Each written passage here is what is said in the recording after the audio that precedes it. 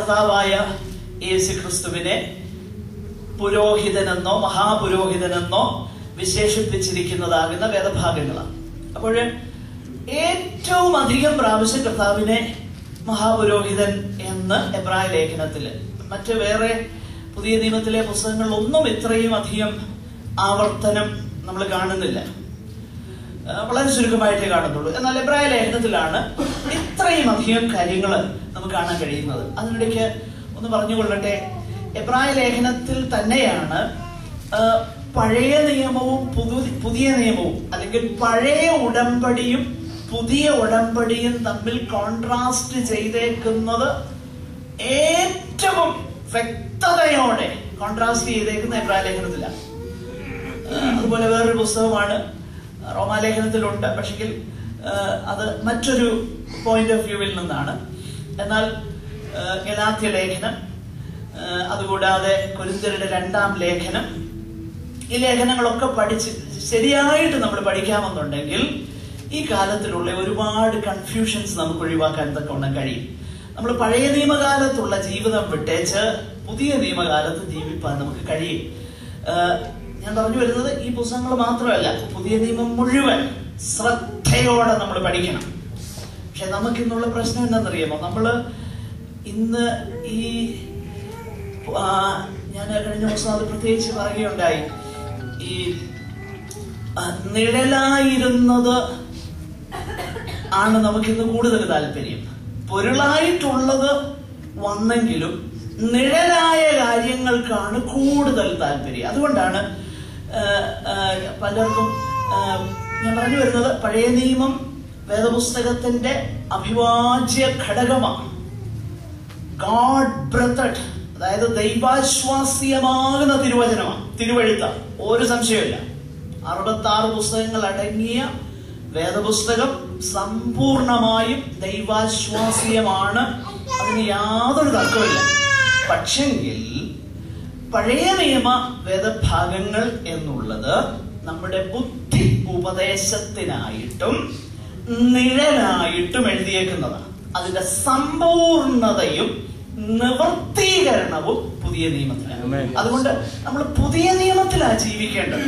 പഴയ നിയമകാലത്തേക്ക് നമ്മൾ മടങ്ങി പോകുകയല്ല. അപ്പൊ ഞാൻ പറഞ്ഞതിന്റെ താല്പര്യം, ഈ എബ്രായ ലേഖനത്തിലാണ് വളരെ വ്യക്തതയോടെ ഈ കോൺട്രാസ്റ്റ് നമുക്ക് കാണാൻ കഴിയുന്നത്. ആകട്ടെ, 4-ാം അധ്യായം അതിന്റെ 14 മുതൽ 5-10 വരെ യേശു കർത്താവിന്റെ മഹാപൗരോഹിത്യത്തെ ശുശ്രൂഷയെ കുറിച്ച് നമ്മൾ വായിക്കുന്നു. അതിനുശേഷം 7-ാം അധ്യായം 1 മുതൽ 10-ാം അധ്യായം 18-ാം വാക്യം വരെ ഇതേ കാര്യങ്ങളാണ് ദൈവത്തിന്റെ പരിശുദ്ധാത്മാവ് രേഖപ്പെടുത്തിയിരിക്കുന്നത്. നമുക്ക് യേശു കർത്താവിന്റെ മഹാപൗരോഹിത്യ ശുശ്രൂഷ, അതിന്റെ പ്രാധാന്യത എന്താ? എബ്രായ ലേഖനത്തിൽ നമ്മളത് അല്പമായിട്ട് ചിന്തിക്കാൻ പോകുകയാണ്. പിന്നീട് അത് വിശദമായിട്ട് നമ്മൾ ചിന്തിക്കും ഈ വേദഭാഗത്തേക്ക് വരുമ്പോൾ. അപ്പോൾ ഏകദേശം ഈ ലേഖനത്തിന്റെ ഏകദേശം 30% ഭാഗം ഡിവോട്ട് ചെയ്തേക്കുന്നത്, വേർതിരിച്ചേക്കുന്നത് യേശു കർത്താവിന്റെ മഹാപൗരോഹിത്യ ശുശ്രൂഷയെ കുറിച്ച് വിശദീകരിക്കാനാണ്. അപ്പോഴത് ഈ വിശുദ്ധന്മാരോടുള്ള ബന്ധത്തിൽ, അവരുടെ ജീവിതത്തിൽ അവരനുഭവിക്കുന്ന പ്രശ്നങ്ങളോടും അവർ കടന്നു പോകുന്നതാകുന്ന അവരുടെ ട്രയൽസ് ആൻഡ് ടെംപ്റ്റേഷൻസ്, അവരുടെ പരിശോധനകളും പ്രലോഭനങ്ങളോടുമുള്ള ബന്ധത്തിൽ ഇതിനെ ബന്ധിപ്പിച്ചിരിക്കുകയാണ്. അത് നമ്മൾ മനസ്സിലാക്കണം. അപ്പോൾ ഇതിന് അന്നതുപോലെ ഇന്നും ഈ വേദഭാഗത്തിന് വളരെ പ്രാധാന്യവും പ്രസക്തിയുമുണ്ട്. ഇതിനൊരു ആപ്ലിക്കേഷൻ നമ്മോടുള്ള ബന്ധത്തിലും ഉണ്ട്. അത് വളരെ വ്യക്തമായിട്ട് നമ്മൾ മനസ്സിലാക്കേണ്ടിയിരിക്കുന്നു. ആകട്ടെ, നമുക്ക് ഈ വേദഭാഗം നമുക്ക് ഒന്ന് ചിന്തിക്കാം. സ്തോത്രം. ഞാൻ പറഞ്ഞല്ലോ, കർത്താവിനെ നോക്കുമ്പോൾ മാത്രമേ ജയകരമായിട്ടൊരു ക്രിസ്തീയ ജീവിതം നമുക്ക് നയിപ്പാൻ കഴിയത്തുള്ളൂ. അങ്ങനെയെങ്കിൽ കർത്താവിനെ ഒന്ന് ശ്രദ്ധിച്ചു നോക്കിക്കഴിഞ്ഞാൽ ഇന്നുള്ളതാകുന്ന ഈ ഡിഫീറ്റഡ് ലൈഫിൽ നിന്നും നമുക്കൊരു മോചനം ഉണ്ടാകുമെന്നാണ് എന്റെ ചിന്ത. സ്തോത്രം. ഈ വേദഭാഗമൊക്കെ പഠിച്ചപ്പോൾ എനിക്ക് വളരെയേറെ സന്തോഷം തോന്നി. ഞാൻ ഇങ്ങനെ ചിന്തിച്ചു, ഇത് കുറച്ചു വർഷങ്ങൾക്ക് മുൻപ് ഇതാരെങ്കിലും ഒക്കെ പറഞ്ഞു തരാൻ ഉണ്ടായിരുന്നെങ്കിൽ എത്ര നന്നായിരുന്നേനെ. എത്രയോ കാര്യങ്ങളിൽ, എത്രയോ ഘട്ടങ്ങളിൽ ദൈവഗീതപ്രകാരം ബിഹേവ് ചെയ്യുവാൻ എനിക്ക് കഴിയുമായിരുന്നു എന്ന് കഴിഞ്ഞ ദിവസം ഞാൻ ചിന്തിച്ചു. ഞാൻ പറഞ്ഞു വരുന്ന താല്പര്യം, പ്രിയമുള്ളവരെ, നമ്മൾ ഈ കേൾക്കുന്ന ഈ വചനങ്ങള് we are so privileged to hear.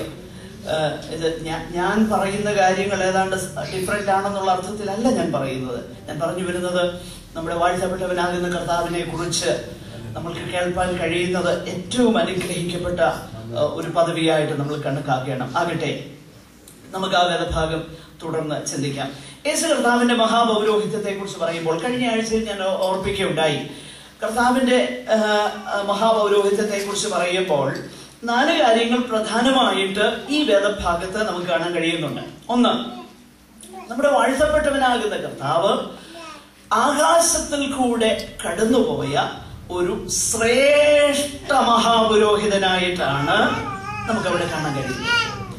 ഇതിന്റെ പ്രാധാന്യത എന്താ? ഇത് എബ്രായ വിശ്വാസികൾക്ക് എഴുതുമ്പോൾ അവരെ സംബന്ധിച്ചിടത്തോളം ഇത് വളരെ പ്രാധാന്യമുള്ള ഒരു വിഷയമാണ്. കാരണം അവര് കണ്ടിട്ടുള്ളതാകുന്ന മഹാപുരോഹിതൻ എന്നുള്ളത് ദൈവിക സാന്നിധ്യത്തിലേക്ക്, അല്ലെങ്കിൽ അതിപരിശുദ്ധ സ്ഥലത്തേക്ക്, ദൈവാലയത്തിൽ അതിപരിശുദ്ധ സ്ഥലത്തേക്ക് ആ മഹാപുരോഹിതന് വർഷത്തിൽ ഒരിക്കൽ മാത്രമേ പ്രവേശിപ്പാൻ കഴിയത്തുള്ളൂ. പ്രാകാരവും വിശുദ്ധ സ്ഥലവും കടന്ന് അതിപരിശുദ്ധ സ്ഥലത്തേക്ക് ഈ മഹാപുരോഹിതൻ പ്രവേശിക്കും. അങ്ങനെ പ്രവേശിക്കുമ്പോൾ തന്നെ ആ മഹാപുരോഹിതന് അവിടെ നിൽക്കാനൊക്കത്തില്ല. വർഷത്തിൽ ഒരിക്കൽ, on the day of atonement, യോം കിപ്പോർ എന്ന് എബ്രായ ഭാഷയിൽ പറയും. അതായത് മഹാപാപ പരിഹാര ദിവസത്തിങ്കൽ, ലേവ്യ പുസ്തകം 16-ാം അധ്യായത്തിൽ അത് നമ്മൾ വായിക്കുന്നുണ്ട്. മഹാപാപ പരിഹാര ദിവസത്തിങ്കൽ ജനത്തിന്റെ പാപത്തിന് പരിഹാരം വരുത്താനായിട്ട് ചൊരിയപ്പെട്ട രക്തവുമായിട്ട്, ആ രക്തത്തിന്റെ അടിസ്ഥാനത്തിൽ ഈ മഹാപുരോഹിതൻ അതിപരിശുദ്ധ സ്ഥലത്തേക്ക് പ്രവേശിക്കും. അപ്പോ ആ ഒരു പ്രവേശനം എബ്രായ വിശ്വാസികൾക്കറിയാം. അതെല്ലാ വർഷവും പിന്നെയും ആവർത്തിക്കുന്ന ഒന്നാണ്, വീണ്ടും ആവർത്തിക്കുന്ന ഒന്നാണ്. അതുകൊണ്ട് ശാശ്വതമാകുന്ന ഒരു പാപ പരിഹാരം അവർക്കുണ്ടായില്ല. ശാശ്വതമായ ഒരു പാപപരിഹാരം അവർക്കുണ്ടായില്ല. ആ പാപക്ഷമ അവരുടെ ജീവിതത്തിൽ അനുഭവിപ്പാൻ അവർക്ക് പല സന്ദർഭങ്ങളിൽ കഴിഞ്ഞില്ല. ഇത് ഇസ്രായേലിന്റെ ചരിത്രവും അനുഭവവുമാണ്. എന്നാൽ ഈ മഹാപുരോഹിതന്റെ ശ്രേഷ്ഠതയെന്ന്, ഈ മഹാപുരോഹിതന്റെ ശ്രേഷ്ഠത, ഈ മഹാപുരോഹിതൻ ദൈവ സാന്നിധ്യത്തിലേക്ക് ഒരിക്കലായി പ്രവേശിച്ചു. അങ്ങനെ പ്രവേശിച്ച ശേഷം ഇപ്പോൾ ആ മഹാപുരോഹിതൻ ദൈവ തിരുസാന്നിധ്യത്തിൽ അവിടുന്ന് ഉപവിഷ്ടനായിരിക്കുകയാണ്. എന്ന് പറഞ്ഞാൽ അവിടുത്തെ ഏക യാഗത്താൽ പാപത്തിന് എന്നേക്കുമായ പരിഹാരം വരുത്തി. അപ്പോൾ നമ്മൾ മനസ്സിലാക്കണം, പഴയ നിയമം എന്നുള്ളത് നിഴല, പഴയ നിയമത്തിലെ സകല കാര്യങ്ങളും നിഴല, പുതിയ നിയമമാണ് പൊരുള്. അത് വളരെ വ്യക്തതയോടെ എല്ലാ കാര്യങ്ങളിലും ഓരോ വിഷയങ്ങളിലും നമുക്ക് മനസ്സിലാക്കാൻ കഴിയുന്നുണ്ട്. പഴയ നിയമം എന്നുള്ളത് നിഴലും പുതിയ നിയമം എന്നുള്ളത് അതിശ്രേഷ്ഠവും അത് പൊരുളായ കാര്യവുമാണ്. ഇവിടെ